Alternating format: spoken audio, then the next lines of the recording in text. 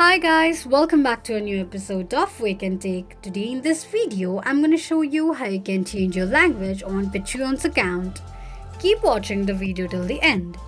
To change your language on Patreon's account, firstly, go ahead and launch open any web browser of your preference. On the search box at the top, type in patreon.com and make a search. Log into your Patreon's account using your login credentials and the homepage of Patreon's account will appear on the screen. Click on three lines at the top left corner of the page. From the displayed options, click on Settings. You will end up on the settings page of your Patreon's account. Tap on Accounts.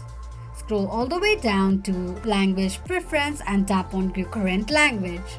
From the drop-down, tap on any language that you'd like to change to and tap on it. This is how you can change your language on Patreon quickly and easily just in few steps. If you have any thoughts or queries, let us know in the comments section. Don't forget to subscribe to our channel. Also, press the notification bell icon so that YouTube will notify you whenever we post a new video. I hope this video was helpful to you. Thank you so much for watching.